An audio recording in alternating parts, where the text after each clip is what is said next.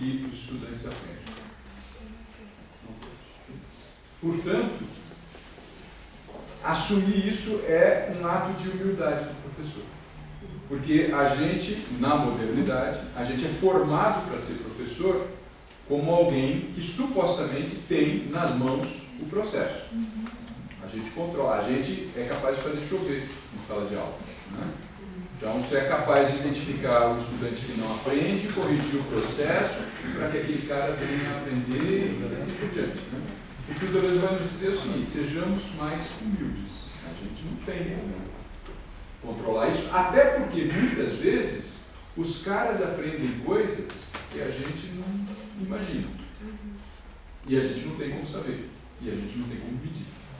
E às vezes você sai da aula achando que a aula não funcionou, e a aula foi uma maravilha para muita gente.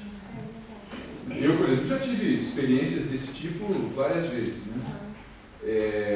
Às vezes saí espinosamente contente da aula. Hoje eu arrebentei, a aula foi bacana, aconteceu do jeitinho que eu planejei, foi, né? E os alunos depois não gostaram da aula, não entenderam. Eu achei, pô, hoje foi. E os caras depois me disseram, não, olha, não entendemos nada, não entendemos nada. E outros dias, e o contrário também, outros dias que eu às vezes saía triste da aula, assim, puxa, a coisa não foi hoje, não andou, não empacou, não cheguei onde eu queria chegar. E os alunos depois no corredor dizem, pô, professor, hoje foi ótima, foi bacana, aprendeu. Então, é uma coisa que a gente não tem muito controle. Agora, isso não nos exime da responsabilidade de procurar fazer o melhor. Acho que é um pouco essa a lição do Deleuze, que era professor. E que ele dizia o seguinte: olha, eu fiquei contente quando eu me aposentei e deixei de dar aulas, porque já estava de tal modo cansativo para mim preparar a aula que não estava funcionando bem. Então eu fiquei contente de me aposentar porque eu já não tinha mais fôlego, porque a preparação da aula exige muito do professor. Eu passava horas, às vezes dias, preparando uma aula que eu dava na semana.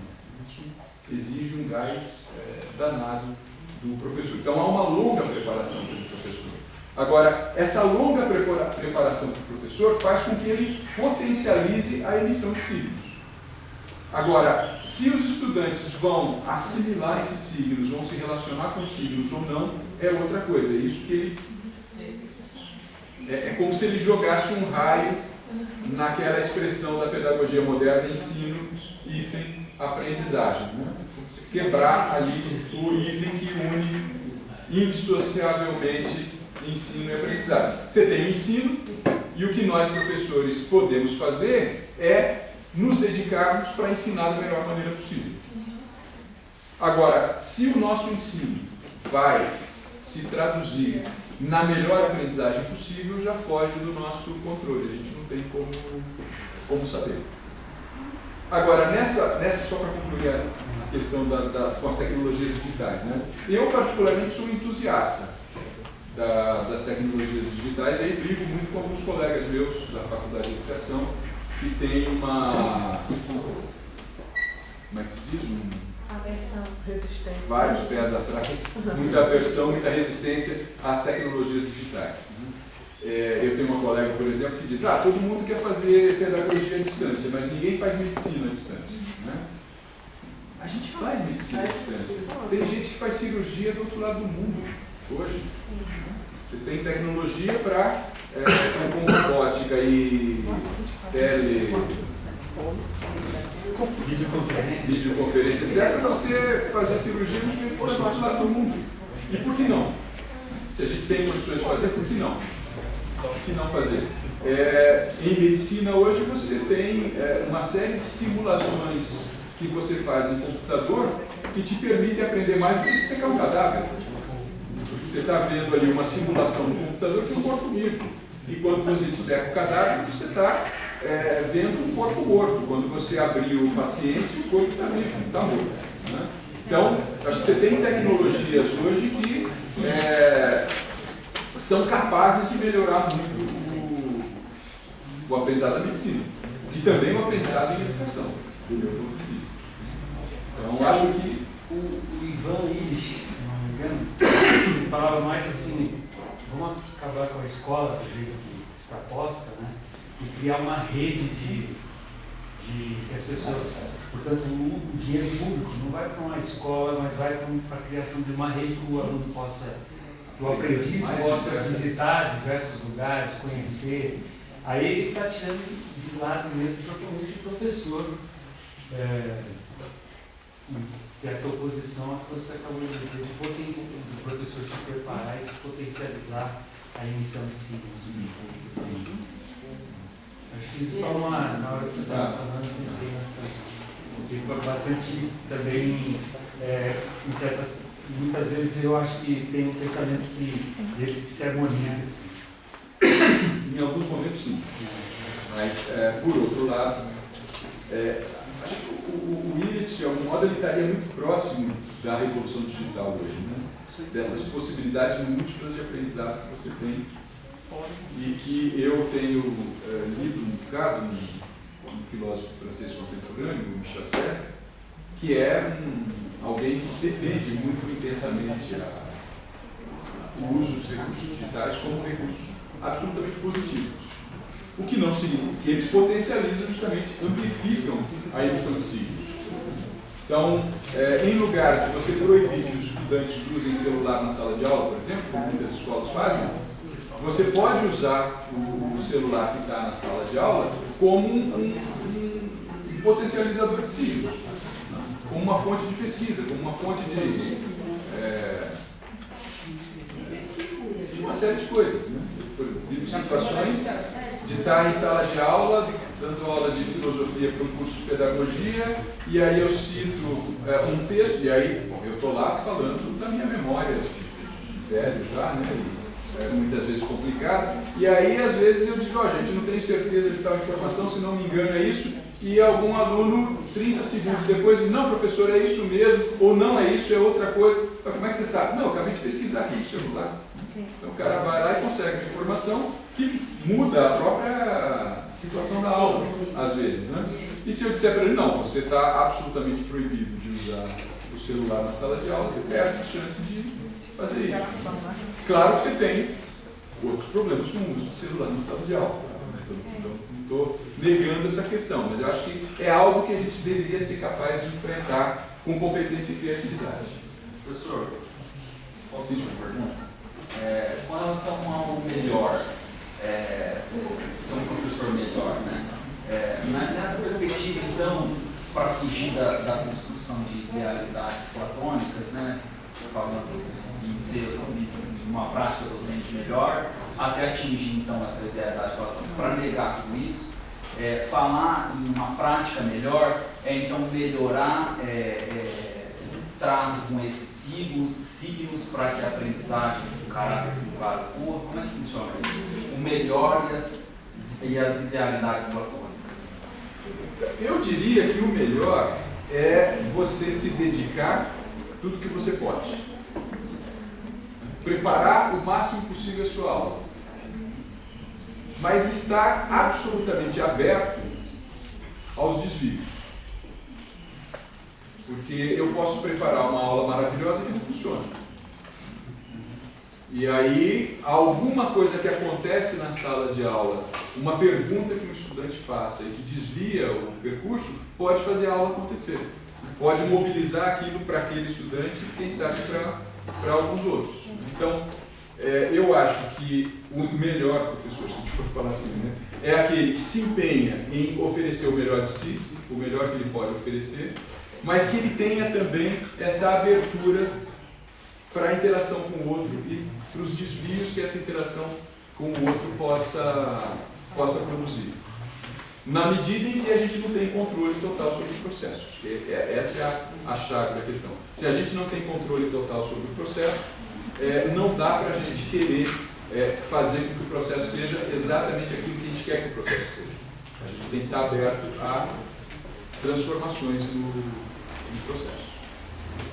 Desculpe, você tinha levantado a mão antes, daí eu tinha esquecido.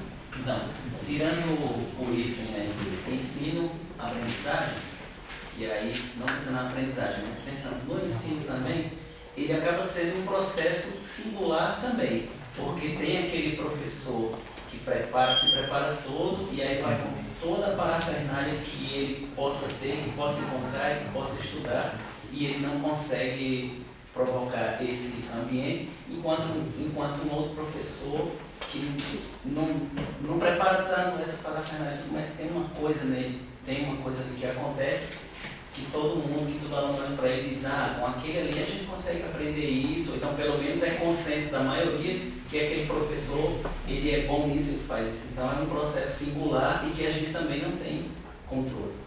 Não é isso? Perfeito. Eu acho que a principal consequência que a gente tira disso é a impossibilidade de qualquer modelo. Se é impossível saber como alguém aprende, isso significa que não há modelos de aprendizagem. Eu aprendo de um jeito que você pode aprender de outro. E isso não é um problema. A questão é, eu tenho que saber como é que eu aprendo. Eu tenho que aprender como é que eu aprendo. Você tem que aprender como é que você aprende. E cada um aprender como é que cada um aprende. A gente é capaz, cada um de nós é capaz de potencializar a singularidade do seu aprendizado. Mas você me relata uma experiência sua, por exemplo, não necessariamente eu reproduzir a sua experiência vai ser bom para mim. Algo que foi bom para você, não necessariamente será bom para mim. Pode até ser, mas não necessariamente será. No âmbito do aprendizado. E o mesmo vale no âmbito do ensino. Não há modelo para o bom professor. Por isso que eu estou insistindo aqui nessa ideia de que cada um deve dar o melhor de si. Agora, o que é o melhor de si? O que é o melhor de cada um? Depende de cada um. Então, acho que não dá para ter modelo de educação, não dá para ter modelo de aluno, não dá para ter modelo de professor. Também melhor a avaliação. O melhor também você sempre vai avaliar em relação a... Então, eu diria, eu posso querer me tornar um professor melhor do que aquilo que eu já sou. Isso faz sentido. Mas eu não posso querer me tornar o melhor professor de todos. Porque isso não faz sentido. O que significa ser o melhor de todos? Eu posso ser... eu até posso ser o melhor de todos para você. E o pior para o resto da vida. Então, só faz sentido se a gente singulariza a relação com o melhor. Tem duas pessoas com...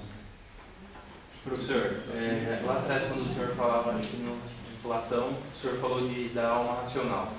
Então a alma racional ela possui conhecimento até o ponto de incorporar. Aí assim que ela incorpora, pelas debilidades físicas assim do corpo, ela passa a não conhecer mais e aí para reconhecer ela precisa de um exercício.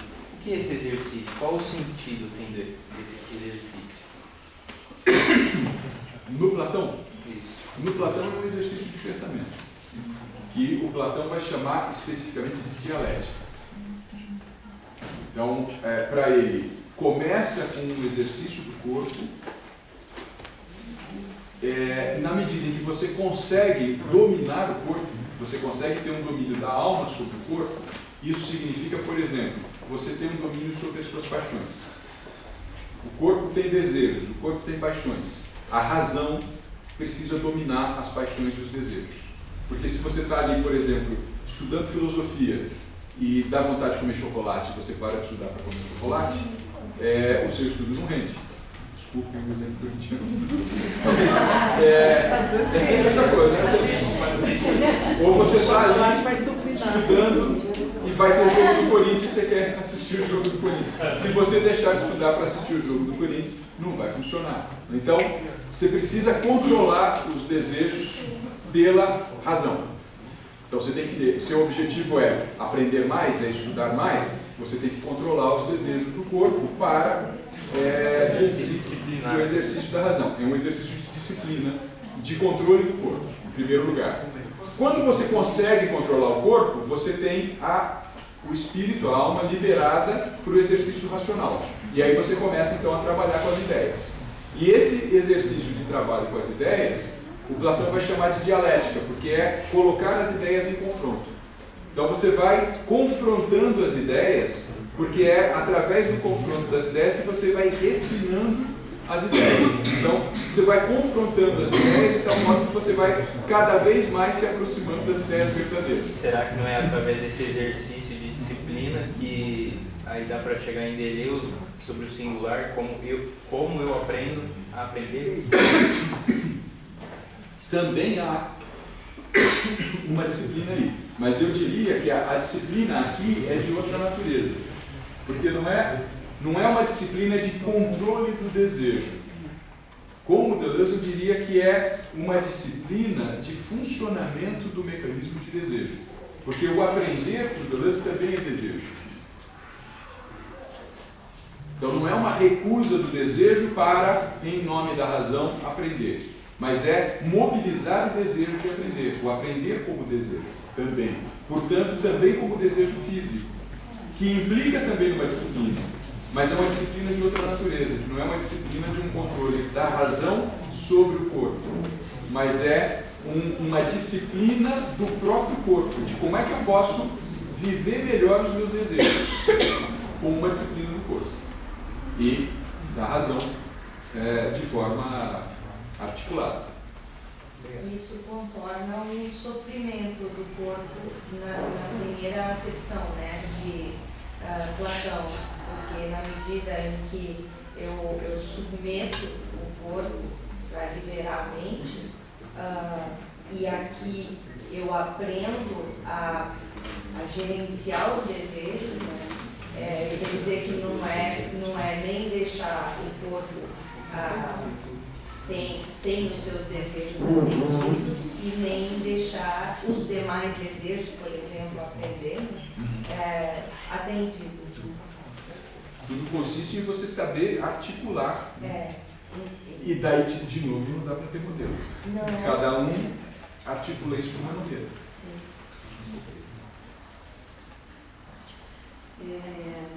Eu estou pensando aqui nas teorias que falam sobre a aprendizagem ser coletiva, né? No primeiro momento, é claro, os termos são totalmente diferentes, né? Singular, coletiva, parece ser bem discrepante, mas quando eu entendo que eu aprendo a todo momento, eu não paro de fazer algo para começar a aprender, porque a todo momento eu estou aprendendo. Eu vejo assim que, nessa perspectiva de Deleuze, a decorrência maior fica para a questão da avaliação, não do aprender em si, mas tipo assim, não é possível avaliar o que alguém aprendeu, mas que, tentando estabelecer uma relação entre as duas, tá?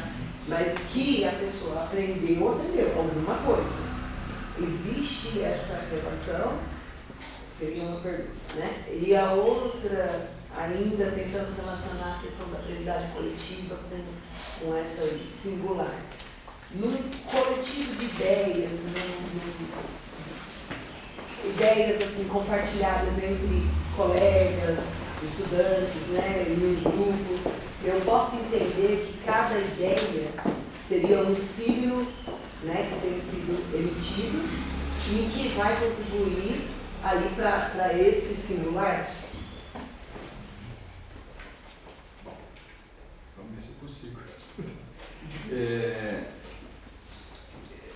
Sua pergunta me ajuda, inclusive, a retomar um pouco, esclarecer um pouco essa questão da avaliação, que eu acho importante, né? Porque, não sei se eu consegui deixar claro, mas quando eu fazia a crítica da avaliação de larga escala, por exemplo, é porque ela está orientada à questão do saber.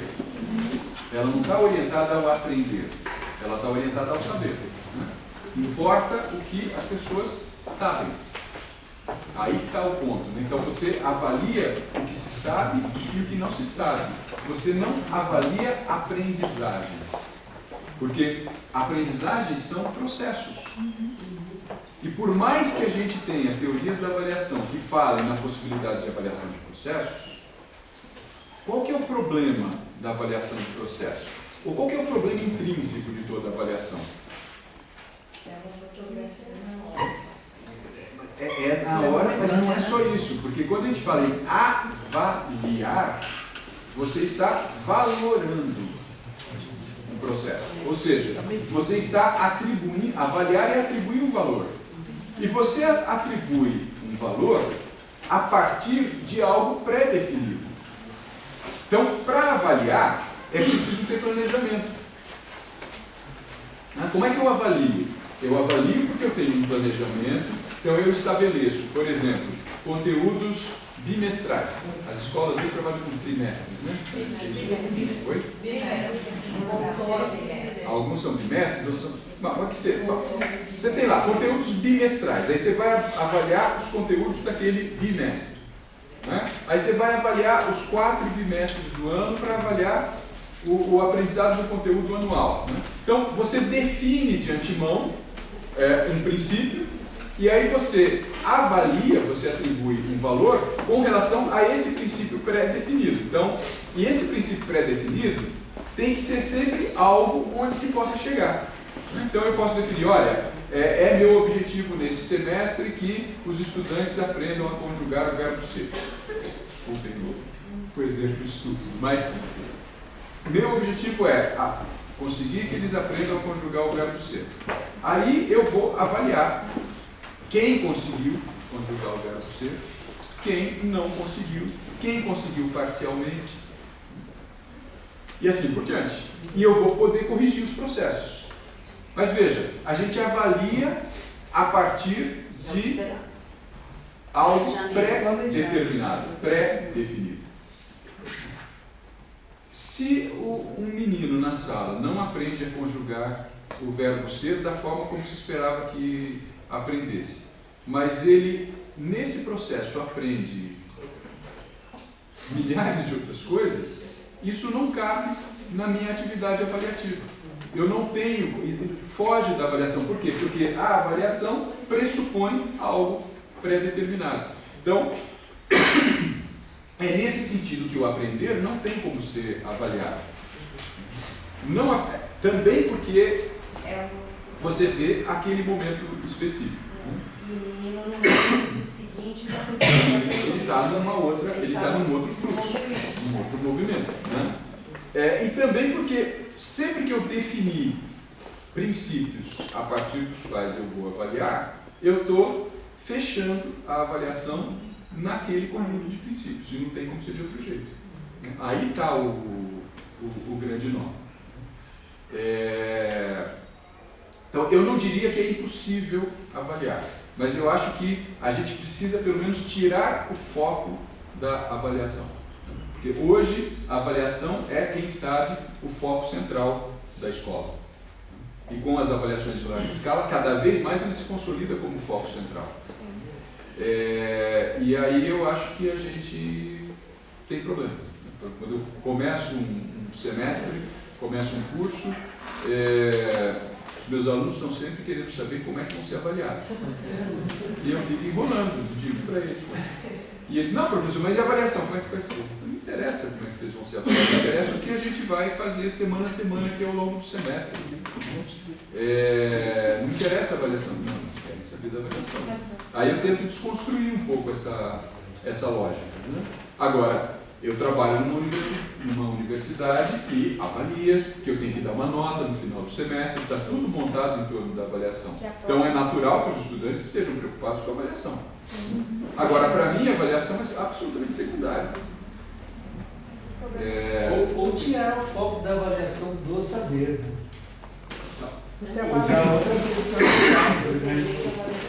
Você tentar buscar só pensando em algumas essas possibilidades de processos. Exatamente. Só tentar fechar um pouco aqui a questão dela, aí eu já te passo. Eu não sei o que você está chamando de aprendizagem coletiva. Mas, por exemplo, eu entendo que todo processo de aprendizagem, ainda que singular, ele é coletivo. A gente aprende com os outros. O problema é que cada um tem o seu processo singular dentro do coletivo.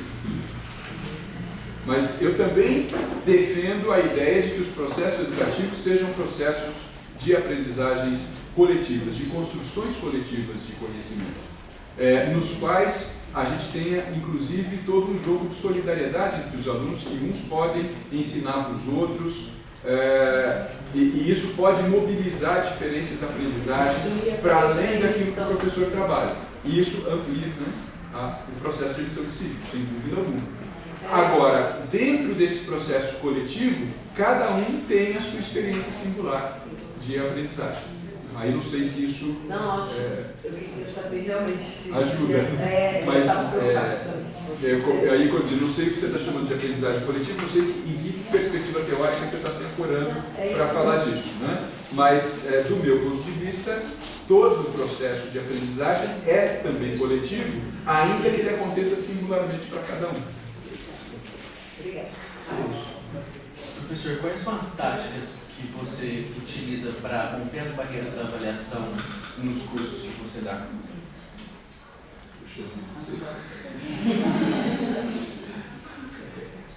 Eu tento, todo semestre, invento algo novo.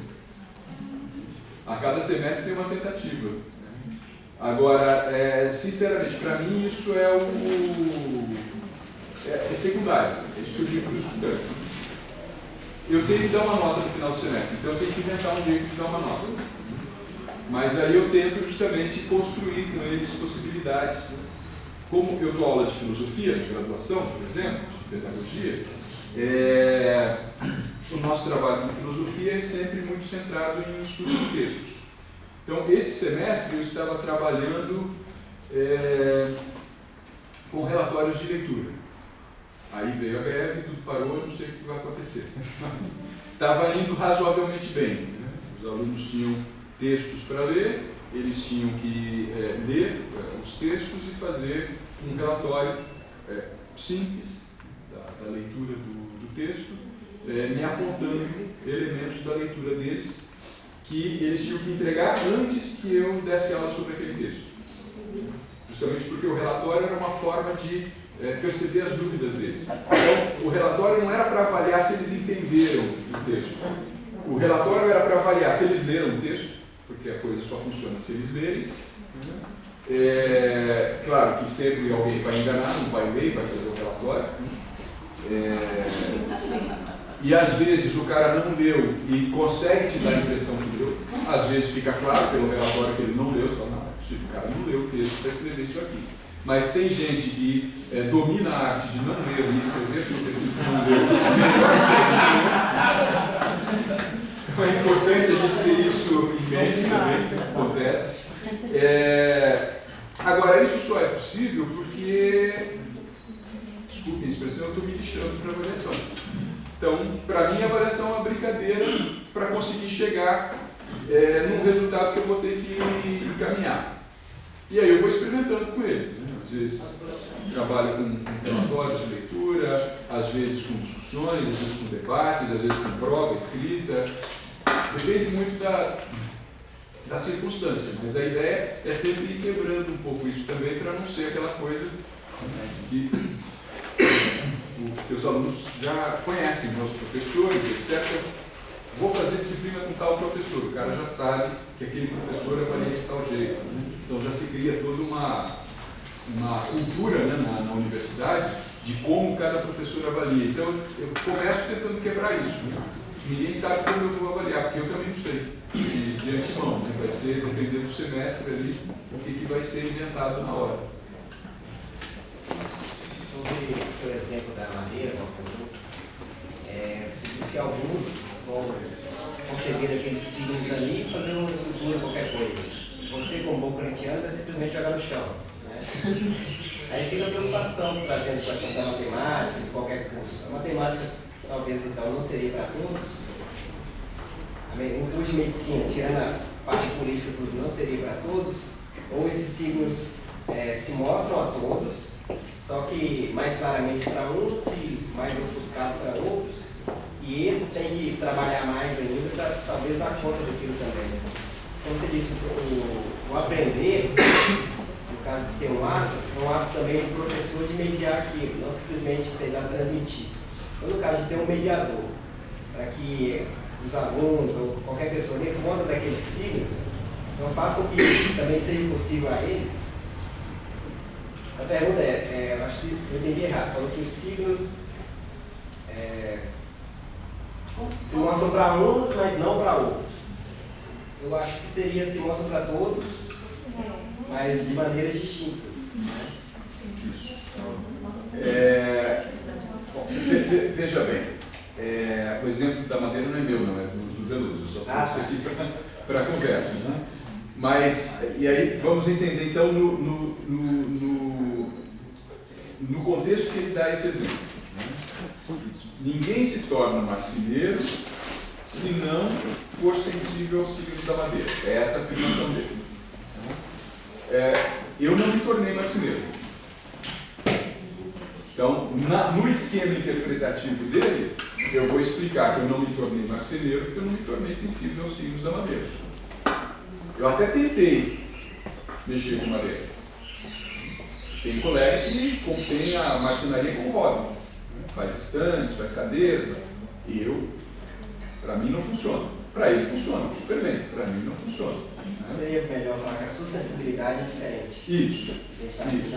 Agora, a madeira se mostra para ele e se mostra para mim. Agora, ele é capaz de ver coisas na madeira que eu não sou capaz de ver. Mas a madeira está se mostrando para os dois. Assim como o exemplo do Michelangelo fui eu que trouxe, né? Não é do Deleuze. Bom, Michelangelo olha o bloco de madeira e vê o Davi ali dentro, por exemplo. Né? Eu olho o bloco de mármore, desculpa. Ele olha o bloco de mármore e vê o Davi ali dentro. Eu olho o bloco de mármore e só vejo o bloco de mármore. Se eu for tirar o que está sobrando ali, não vai sobrar nada. Para mim não tem nada lá dentro do bloco. Né? Então, isso que o Deleuze está chamando de sensibilidade aos signos. Né? Agora, o fato de eu não ser sensível aos signos do mármore ou aos signos da madeira não significa que eu não seja sensível a outros signos. Eu espero que eu seja sensível a outras coisas. Né? Eu sou capaz de aprender outras coisas, ainda que eu não seja capaz de aprender marcenaria, por exemplo.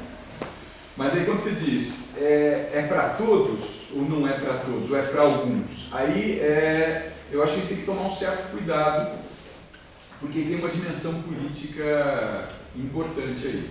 Politicamente eu diria que necessariamente é para todos. A gente não pode, em nome desse discurso, dizer que o conhecimento é para alguns. Por exemplo, aí vou citar a minha área. Durante muitos anos a gente não teve filosofia no currículo do ensino médio no Brasil. E desde os anos 70 houve toda uma luta de professores de filosofia para introduzir filosofia no currículo do ensino médio. A gente tinha um professor na USP, o Zé Arthur Gianotti, que num determinado momento foi incensado pela Folha de São Paulo como o maior filósofo brasileiro, etc., e que era conselheiro do Fernando Henrique, quando o Fernando Henrique era presidente. O Gianotti sempre defendeu que filosofia não é para todos. Filosofia é para poucos, e tem que ser para poucos. Portanto, não faz sentido ensinar filosofia no ensino médio. A filosofia tem que ser algo que esteja lá na universidade, para aqueles que são vocacionados para a filosofia, vão estudar filosofia na universidade. Mas não faz o menor sentido ter filosofia no ensino médio. Essa era a posição do Gianotti. É a posição do Gianotti ainda hoje. Da qual eu discordo profundamente. Eu acho que a filosofia tem que estar aberta para todos. Isso significa que todos vão ser filósofos? Não. Mas, assim como a gente aprende matemática no ensino médio, aprende ciências, aprende biologia, aprende história, etc., eu acho que tem que aprender filosofia também. Alguns vão se despertar para a filosofia e vão querer estudar filosofia, por exemplo. Outros não. Mas isso não faz, então, com que a filosofia seja algo para poucos. Eu acho que ela tem que estar aberta e disponível para todos. A filosofia, a história, a geografia, a biologia, a matemática, todos os campos do conhecimento, do meu ponto de vista, tem que estar aberto para todos. Isso significa que todo mundo vai fazer tudo? Claro que não. Alguns vão se aproximar mais de uns campos e menos de outros. Mas o que se fala da gênese dessa sensibilidade? Assim, de onde vem essa sensibilidade? Assim? Estar sensível a certas coisas? Porque isso aí também me remeteu à ideia de somos aquilo que escolhemos, né? Tem um ditado mais ou menos que fala isso, né? As nossas escolhas nos definem, ou coisa desse tipo. E aí, que parece perante a esse, ao que a gente está falando aqui, totalmente inválido. Então, para o Deleuze, que é com quem a gente está dialogando aqui mais diretamente, pelo menos nesse âmbito aqui, a gente não tem como saber qual que é essa gênese. Por quê? Porque essa gênese da sensibilidade é uma experiência singular de cada um e que é inexplicável pela questão da razão, mas é uma determinada experiência que desperta em mim algo que me torna sensível àquilo. Então, por exemplo, voltando ao exemplo da filosofia, eu não tive filosofia no ensino médio, fiz um curso técnico. Mas, aprendendo astronomia depois do ensino médio, eu tive acesso a ideias de filosofia que me despertaram para a filosofia. E aí eu fui estudar filosofia. Mas foi uma coisa assim, absolutamente inusitada na minha vida, que eu fiz um curso técnico de química, tive muito poucas disciplinas da área de humanas, terminei o curso técnico, eu sabia que eu queria fazer química no ensino superior. Fui trabalhar como técnico em química, mas não queria fazer química no ensino superior. Eu não sabia o que eu queria fazer, eu não fui fazer nada.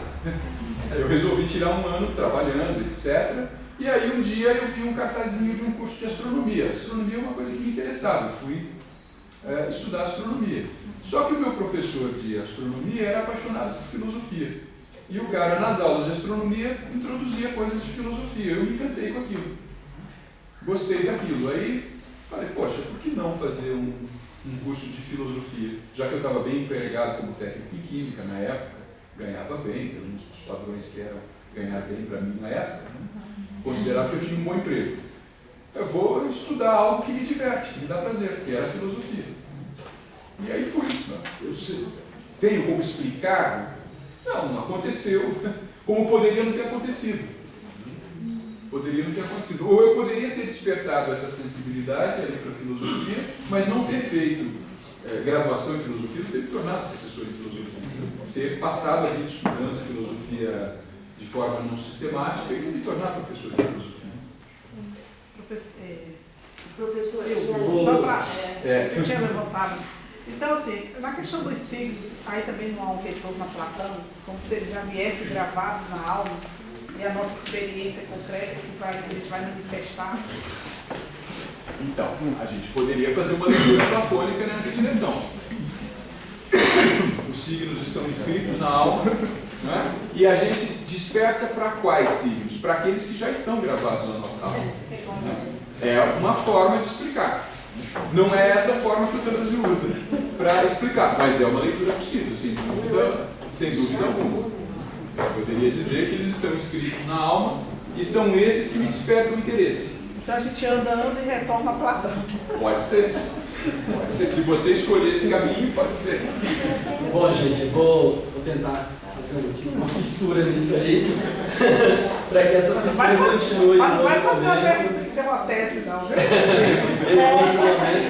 No sentido bem espinosista, acredito que